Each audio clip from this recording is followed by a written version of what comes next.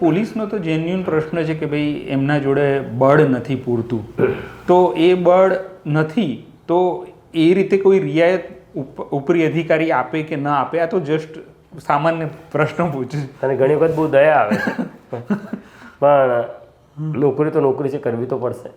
કોઈ પરાણે તો ફેટ પકડીને લાવ્યું નથી પોલીસમાં કે તમારે પીઆઈ તરીકે નોકરી કરવી જ પડશે. આવ્યા છો, ભલે કષ્ટ છે, બધું છે, આનો પાવર તમે એન્જોય કરો છો ને?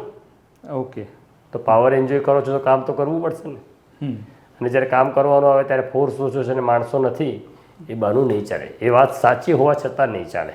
ઓકે. અને આ જે આ પ્રકારનો આદેશ આવ્યો છે તો એમાં ગૃહ વિભાગ જોડે એટલા બધા લોકો પહોંચ્યા હશે જેના કારણે આવું થયું હશે ને. એટલે ગૃહમંત્રી દર મંગળવારે સામાન્ય લોકોને મળે છે.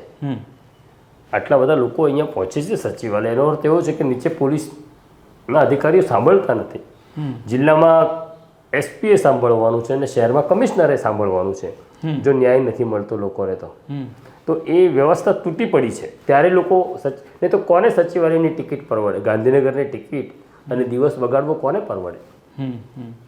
પણ એક બીજો સવાલ, તમે જેમ કીધું એમ કે અધિકારીઓ જોઈએ કે રાજકીય નેતાઓ જોઈએ તો એમના જે ફોટો આવે, વિડીયો આવે, તો આ અગાઉ પણ પ્રશ્ન પૂછ્યો હતો મેં કે એ લોકોનું ઇતર પ્રવૃત્તિમાં એ લોકોનું ધ્યાન વધારે હોય છે, વધારે દેખાય છે, જે એમનું મુખ્ય કામ છે એમાં એ લોકોનો સમય ઓછો નહીં પડતો હોય? ના, એવું નથી કિરણ. એટલે ઇતર પ્રવૃત્તિના વિડીયો આવે છે એટલે આપણને દેખાય છે, એમનું કામ તો એને કરવાનું જ છે.